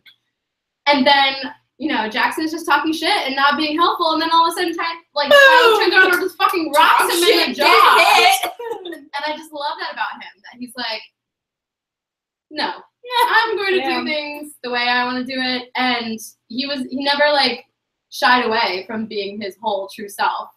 And I think that Rachel and I have discussed this a few times, that Which one? Seeing that this one. Hi. Seeing that Styles so comfortable in his own skin and so unafraid to be who he is helped Lydia in a lot of ways. That's really true for season 1 and 2. Yeah. To like be like, well, if he could do it, why can't I? How about you, Rachel? I've always liked sarcastic characters. So like when Scott, like, so I'm a Hufflepuff, so Scott appealed to like my Hufflepuff do what's right, even though it's hard side, but I'm a smart ass. So seeing Styles like have the one-liners all the time and kind of be like, I mean, his research in season 1 and 2, like that's me. That's always me. I think I have proven that I'm the person who's with the 50 Wikipedia pages open, going like, did you guys know? Minus that Adderall. That like in Thailand, like just going. And so that's always fun. I love his sarcasm and his comedic behavior. But the reason why I think I like Styles the most is how far he's willing to go for his friends, and it's kind of that level of like protectiveness and like that ties him so closely to Scott. Like Scott and Styles wouldn't work if Styles wasn't self-sacrificing when it comes to his friends. Like if Styles was truly the devil-may-care sarcastic asshole who like, I only care about you and me, like sort of like more anti-hero to Scott's like pure hero, I probably would have fallen out of love with him very quickly. But this dimension of like, I really care and pay attention to the people who I care about is this like surprising soft side, like with like, and it's especially noticeable with Lydia because she's so guarded and jaded since episode 1, that he's like, you know, I can see you for who you are, and I think you should be that. And even though he's an asshole, like the distance that he's willing to go for his friends, like when the asshole is willing to lay down their line for you, like put their life on the line for you, you know that they care about you a lot. And that's something I find incredibly like attractive in a character, because I don't need the asshole to be an asshole all the time. Like to see how they relate with other characters is always going to be infinitely more interesting to me, and be like, okay, well, what makes you care? Show me what makes you care. So like the Motel California scene with Scott and Styles, show me what's going to make you that, like, you know, you're crying in front of the girl who you like and the girl he likes, and like, you know, show me that you care. And when Styles can do that to such an incredible degree, that's what attracts me to him even more than his sense of humor. And I am a sucker for guys with sarcastic senses of humor, like a true sucker. Yeah, I agree with Rachel. I obviously, well, Rachel and Maggie both said, I feel. I love goofball Styles. I think he's just tremendous. I love that he's sarcastic. I love that he's an asshole. I love that he's incredibly selfish, because I am so often, I'm an incredibly selfish person, just like Styles, and we're both trying really hard. We don't succeed very often, but we try. I'm putting forth my best effort. I'm trying so hard, you guys. And anyways, but the thing that I really love about Styles, the more I explored his character, oh, that sounded really fucking pretentious. Sorry, guys. The thing that I really love about Styles. That sounded sexual. The more I explore Styles' character, the more I write him going down on Lydia, which is everything. Anyways, the thing I love about him is just that he wears his heart and his emotions on his sleeve, or he used to. I think it'll come around again. I think that he's like, in the context of the show, he's like 4 and 5 is probably like the low points for that. And that's when I liked Styles the least, so that's not a coincidence. I think that the way he wears his emotions on his sleeve is incredibly brave, just like really, really, really brave, especially because the world has thrown so much garbage at him. Like, yes, Scott's had a lot of garbage. Styles has also had a lot of garbage, like both of them. Styles has been through the fucking ringer, and he did it all at a really young age, and he had to figure out how to bounce back from that by himself, because his dad was an alcoholic who I think we can all assume kind of didn't help him out that much. So basically Styles had Mama McCall and Scott and himself, and he had to figure out like how to be a person. He was so young when his mom died. Right? We don't have it canonically confirmed, but like that little kid, I thought it was probably around age 8. Yeah, that's what I think 10, too. But then people yell at me when I say 8. So 8 to 10, it's in that range. You're still barely learning how to read. he had to figure out how to multiply. be, and the person he became was this person who just like wears all of his emotions outwardly on his sleeve. Like we see everything that Styles feels in the first 3 seasons of Teen Wolf. And I think that's incredibly admirable because that's a hard way to be. That's really scary, especially when you're this like tiny little nobody. Honestly, especially when he's got nothing going. Yeah, there's no reason. Like there's Nothing going, nothing to there's lose. like no reason Yeah. why Styles should be confident, but like here he is being a fucking asshole, and he's just like his emotions are out there for everyone. And I, especially as a person who I really like Lydia Martin, and I kind of We're gonna get to her. it's coming. I especially in his future with Lydia, I am really looking forward to him with those emotions and how big and loud they can be. That like she is worth every smidge of love he's able to offer her, and like he just loves her so loudly. And I think that that's an incredible aspect of his character, and so that is what I like best about Styles. Maggie, what do we like about Lydia? I was thinking about this. She's like typing a note to herself New to phone make readers. sure that she gets all the points. I think what I like about Lydia the most is something that's often overlooked with her, which is her internal strength. Because we've seen Styles and Scott go through the ringer, and Lydia has gone through it as well. But whereas Styles and Scott have both had a breakdown over it, we've yet to see Lydia crack in some way. And I just can't fathom the amount of strength that it takes to get up every day and be Lydia Martin, to not be on the same intellectual level as everybody, to know that everybody's talking about you and calling you fucking crazy, and do you even trust yourself, you know, with your mind and what's going on. And yeah, I think she just displays like an incredible amount of internal strength and desire to do the best. And we've seen her evolve from a very selfish person into somebody who is very selfless. And she learned that from Scott. Yeah, she did. And yeah, I just think Lydia has a lot of strength about her that's often overlooked. That's probably my favorite thing. She's just a go-getter, lots of willpower. Yeah.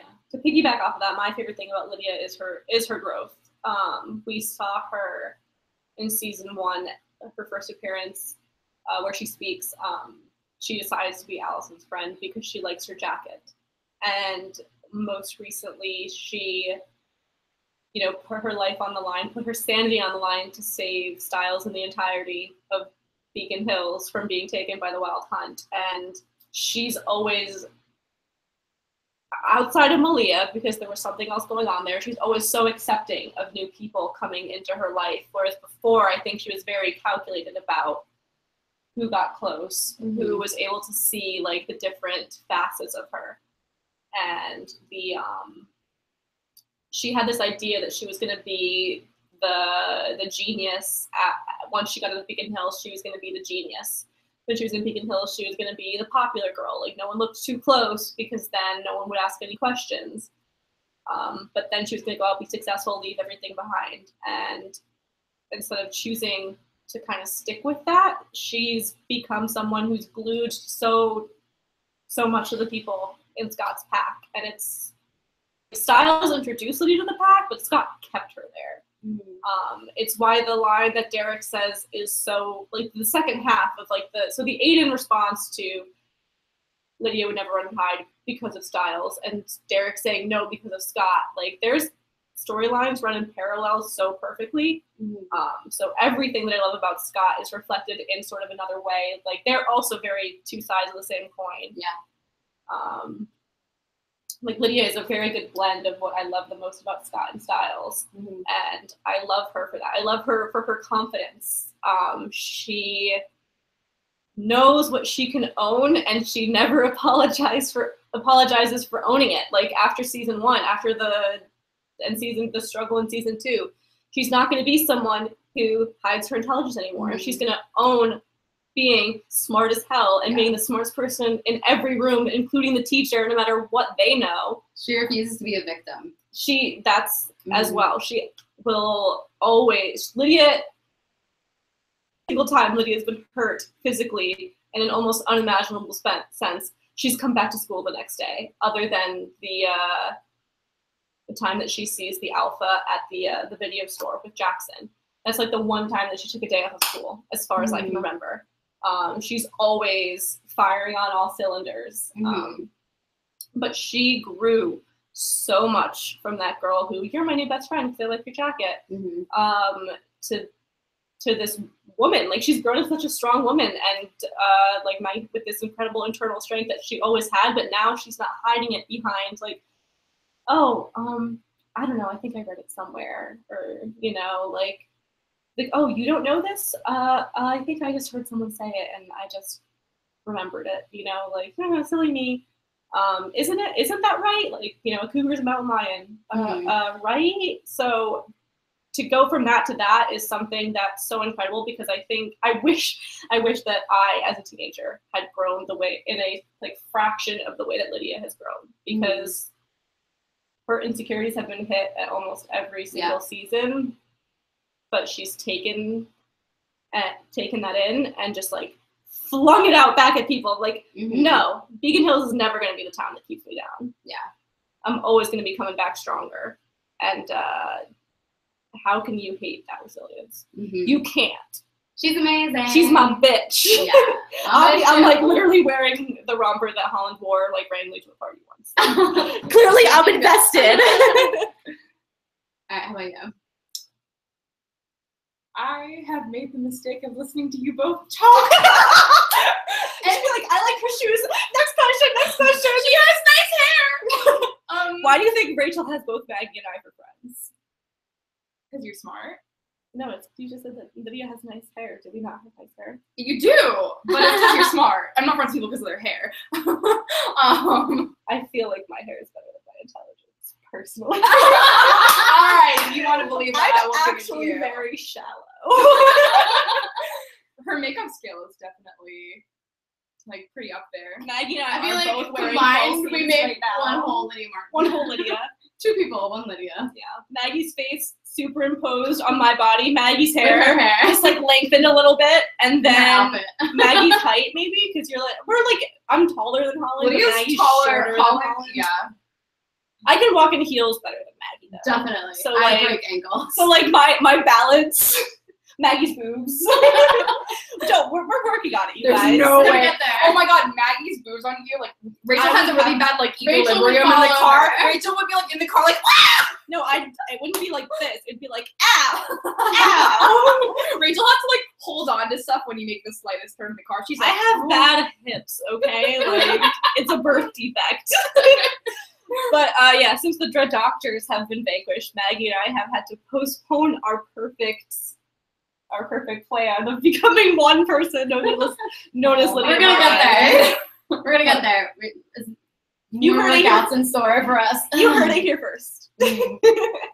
So what is your like for real? Like, keep it simple if you feel like you're gonna be overwhelmed. I like really think I'm gonna cry. What do I like about Lydia? Her intimacy issues, which I always get asked about, so I'm so good at knowing them. Okay, well, I mean, what's really obvious to like everybody is that like, intimacy is hard for some people. I have intimacy issues. It's like whatever, but like you interpret characters in ways that make you feel close to them sometimes, and so 100%. I feel close to Lydia because the way that I interpret her scenes in canon context are her intimacy issues. Bye. I'm gonna give you more wine. Intimacy issues. Rachel walks away. Rachel's like, I will be happy for the next 85 years of my life. I already talk about intimacy issues. Okay, so, but I mean, I don't know if that's the thing I love best about her. I think the thing that I love best about her is that she used to be like a complete, like she was a total bitch. Like, and that was real. No, hang on. It's like that, but like with like a B plot. It's the B plot of the evolution. She let someone else change her. I mean Styles. Anyways, how she opened her heart to Styles. Is that your favorite part about Lydia? Open your heart to me. It's not. How she loves Madonna. By the way, I just let you know Rachel is finishing off this glass of wine. She's going, some for you. You guys literally both drank this bottle of wine in like the past hour. That's really not. Oh, okay. Fair enough. All right. Anyways, Rachel's never smelled a weed before. Is that a weed? Is that a marijuana? Okay. Anyways, now that we're done exposing Leonie, No, finish Stop. your sentence about what you love about Lydia. I promise I'll leave you alone. I really don't remember anymore. Do I even like Lydia? I can't We were remember. talking about how she relates to other people and her intimacy issues and how Lydia was a bitch, Yes. and she's still a bitch, and she has these She's bitchy our tendencies. But like the bitchy tendencies, they're real. They're gonna come back one day when she's older and she's like in a different place in her life. But like she knows when to like lock down the bitch and Lydia's gonna become ask to see the this manager. incredibly like nurturing, like motherly character as well. She's like just so multifaceted. Yeah, she has no reason to care about Liam, Hayden, and Mason, but like you kind of know that she does. People I think keep that's what we talked leaving. about last time. People keep leaving Lydia, and she still is able to love. Like what the fuck is that? Like that is incredible. Like Lydia has gotten fucked over by the universe so many times. Like, and it's not even like in a bunch of different ways. It's like everybody in Lydia's life just goes like, bye, I'm gone. And then Lydia just continues to like love people. Like, and she even tries not to. Like, she tries not to love Styles, and she can't help it. And like, she loves Sky. And, like, she like now she's close to Malia. Like what's kind of fascinating to me is like, and we were touching on this briefly earlier, is like in 6A, she's kind of like, so she has all her memories, just sans Styles. And she's startled to know that, like, she still didn't tell Styles she loved him. She doesn't get it. So, like, despite having, you know, her father leave, Jackson leave, Aiden die, Allison die, she's still startled that Styles may not have any idea that she loves him. Like, so, like Rachel said, she goes through this ringer where you would think that her, like, she'd understand, like, that her, like, she's so afraid to open herself up that much. And you think like, oh, I must, like, I love him so much, I must have told him. Oh my god, like that's the thing. That's the thing. Yeah. She loves him so much, and she's like, oh well, he knows. She spends the whole season thinking he knows, and then she goes, I didn't say it back. Like what? Oh my god, I can't deal with this. And I just okay, I'm done. No, I'm not. But I could go on forever. Great question. I'm assuming anon, because we didn't put the usernames if they were attached. But sorry, we were lazy. Great question about Mick Martinsky. Thank you. If you could change how Styles and Lydia got together, when and how would you make it happen? So they said like you'd skip over like the Ghost Rider storyline ever happening. Yeah. Okay. I think that we would all probably have had them really lean into the post Eichenhaus rescue. Yep. It was so obvious the way that Lydia was looking at him and the way that Styles responded to everything in that episode, that if one of them had said, the other person would not have hesitated to say yes, you know? It spurred on dozens of fanfics after that episode. Yeah. Like post because they wanted to. I'm not Yeah. leaving you by yourself as you're going to bed. Oh, they were good. But because they wanted. Thank you, City of Fandom, for writing fanfic. Yeah, but because they really wanted to put 6A as like the Stydia storyline season, and it had the Ghost Riders, they pulled back. But yeah, it would 100% have been after Eichenhaus, like either that night kind of thing, where like I'm not leaving you alone, Yeah. or when one of them just like finally biting the bullet and saying like, this is stupid. Like, I want you to know that, you know, I'm here if you're here. Oh, Because I feel as though there shouldn't have been any doubt. Like, even if they were, and I know there's a lot of stuff going on in season 5. Like, Lydia's rescue from Eichen was somehow the B plot in comparison to the lackluster The Beast plot. So, it was just like, it was all there. They could have taken it there, and I think that if they got together in 5/17, 5/18, we would have been like, this makes sense. Yeah. You know, like it could have been fine. it would have to be like. Sorry. Are you... No, it would have been fine. Okay. Like, it would have been. It could have easily happened after they rescued her from Eichenhaus in season 5. Like we saw, we knew that Lydia still cared about Styles deeply. We saw when Styles saw Lydia bleeding on the floor after Tracy attacked her that there was something still there. Styles and Malia had broken up. Like, it would have been enough of a catalyst for them to say like, this is stupid. We keep dancing around each other, but we both know that it's not just friendship and protectiveness from friendship that we're feeling right now. Like, I want to do this to you. Especially because Lydia like knows like at that point how she feels about Styles. Like, we now have canon confirmation that she's known since 311, and she's accepted it. She's like gone through all the stages of grief over having a crush on Styles Zelensky. We've all been there. But I think that I think that it would have to be this. I keep thinking about that scene in Gilmore Girls where Luke is like, Lorelai, I just want you to know I am all in. Like, I keep thinking about, like, I've always thought that I really wanted Lydia to feel like secure enough to be able to go all in with Stiles. And so I really wanted Stiles to, like, put himself out there and say, I'm all in with you. And, like, he could tell because after, I refuse to believe that after 5/16 he had no idea. I just, like, he's not stupid. He's insecure. He's not stupid. There's a difference. And so I just think that I really would have loved that if he'd been like, listen, if you want this, and I think maybe you do, then, like, I'm all in. And the funny thing is you could still have 6A occur as usual, and it was just they hadn't told each other that they loved each other yet. Mm-hmm. And so then Lydia's like, I've been dating this guy for 3 months, and I still haven't told him I love him. He's pulled me out of an insane asylum, and I didn't tell him I love him. I also, excuse me. I wrote I just forgot. I wrote a fic called You Can Stay With Me For Now. Maybe that's the right one. Sure. Let's call it You Can Stay With Me For Now. It's an Ed Sheeran lyric. Let's go with that. And it's basically them, like, growing back together as friends between 5B and 6A. And the reason I'm talking about it is because I, for some reason, really naively expected them to have an established, like, growth back together between 5B and 6A that we could see, like, noticeably on screen. Tangibly Yeah. see. Like, not you're closing it. So honestly, I really, if I could do it myself and just, like, kill all the writers and, like, go write Teen Wolf, I would just have them, like, become really, really close again, and then just go through all these, like, almost moments. Like, it's on the tip of their tongue constantly. They have these moments where they almost kiss, these moments where they can't help it and they almost say it. I thought that 601 was going to have an almost kiss before Stiles got taken.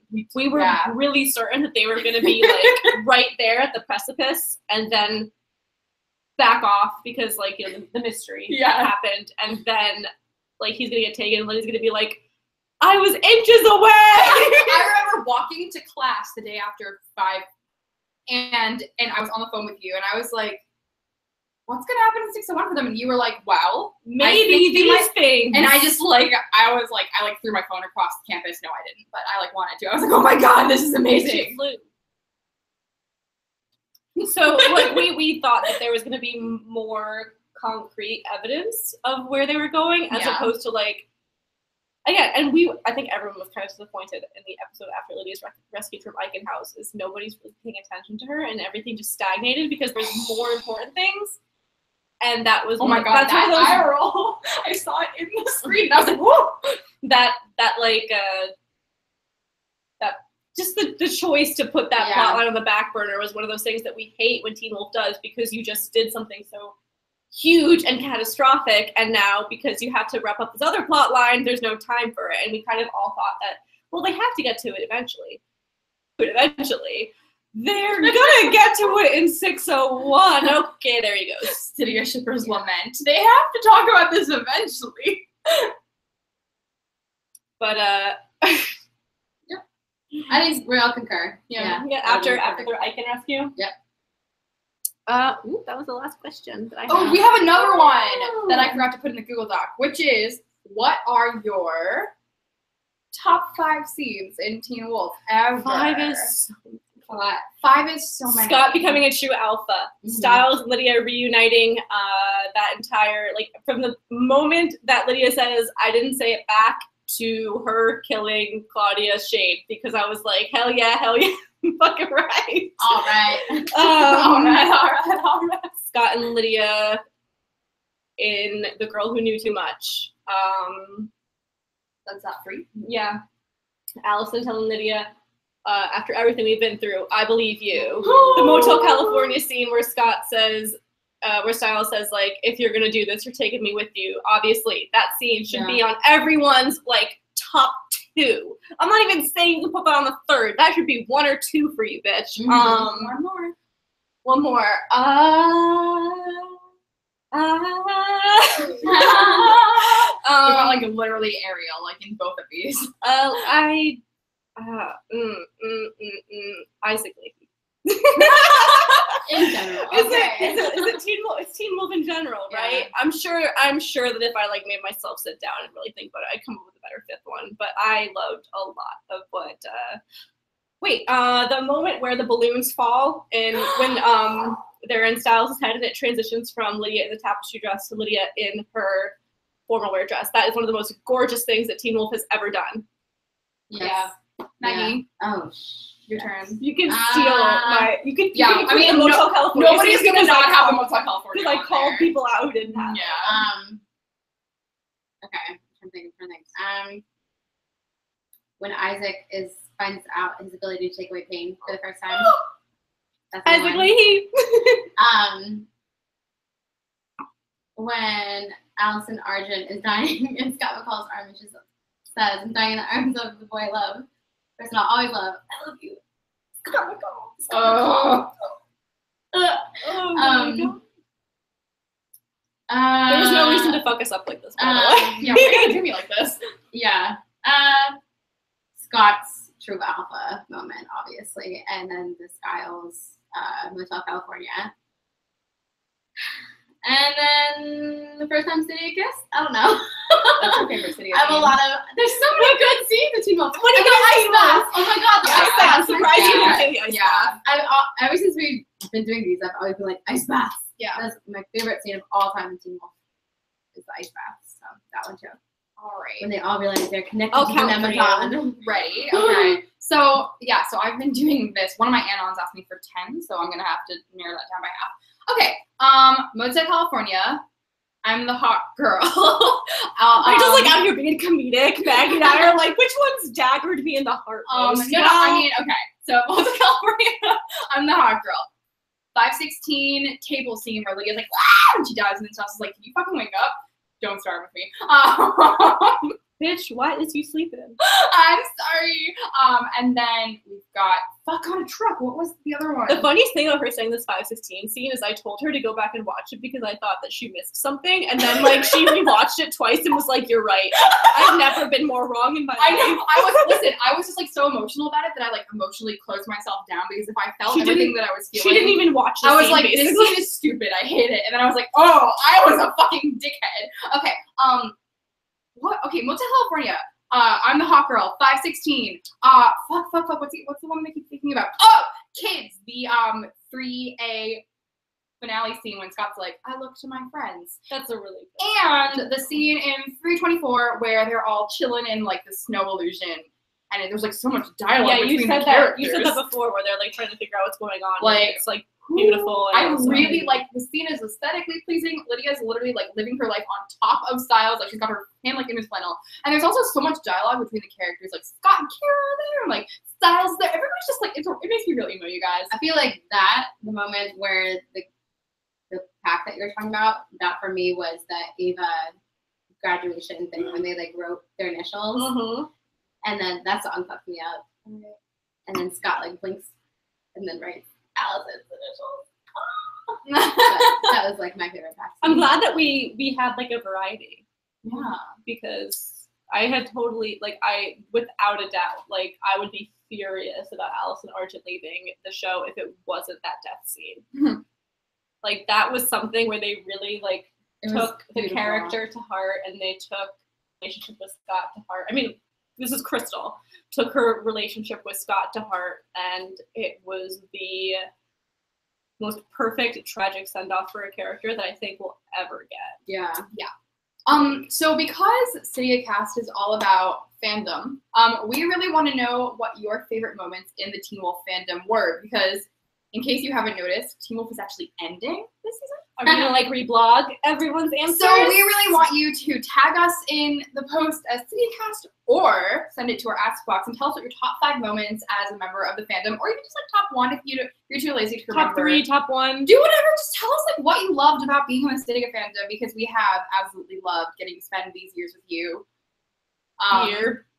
What now? Well, as STYDIACAST. As STYDIACAST shippers, we have loved getting to spend these years with you, and this time with you, and we want to know what you're going to take away from this fandom and what you're going to remember. So please tell us your memories so that we too may cry with you and include us in those moments. And we have to go watch Top Chef, but do you guys have anything to say before we sign off? Thank you so much for watching. We really appreciate that. Thank you so much. The about over like 20, almost 30 people who have been in and out for this entire podcast. that we've been doing with all of our. You can tell how much we need Rosemary. She edits us so much. So thank you for staying with us. Thank you to the people who sent in the asks on Anon, or again, I'm sorry that we didn't always we didn't say usernames. We greatly appreciate it. We're going to release more information on what STYDIACAST is doing for 6B. Yes, this season we will be doing episodes. We're going to do episode recaps again like we did. And we have some really cool, exciting stuff coming up for you guys. You guys think that I should tell them one of the cool things we're doing that we haven't done before?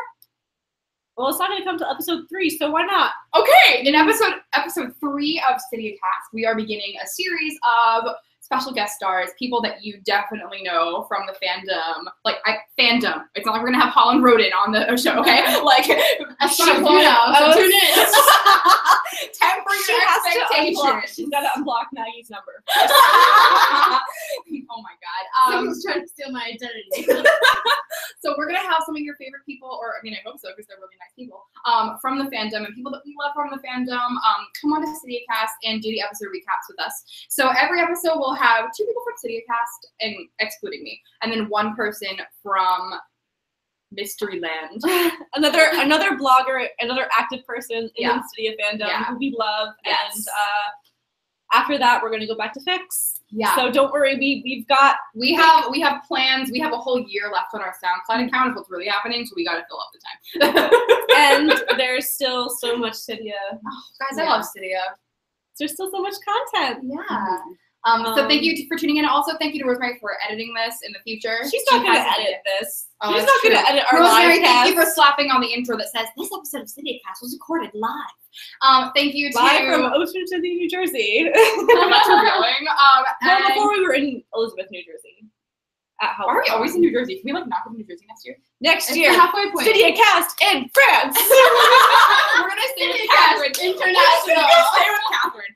Also, thank you to Anya, Rachel, Madgrad, Rachel E, Rachel. It's always Lydia. Maggie, Claire, Rosemary. I'm missing Lauren, you are an angel, and I love you more than I've ever loved anything or anyone. Congratulations. Lauren's at work right now. She's at work. She's not even watching this. Lauren's saving lives. Lauren's literally saving lives right now. We're sitting here talking about Stydia. So, yeah. She wishes she could trade places with us. So anyways, thank you for watching this. And if you enjoyed, please let us know. And if you didn't enjoy, please don't send us hate like you did last time. It's gonna get deleted. Yeah, I'm telling you right now. I'm sorry I don't like your shit. I never get hate, so don't send me hate, because I don't want it. Anyway. I like my life. I like being happy, you guys. Leave me alone. And guys, Sunday, Bloody Sunday. Beginning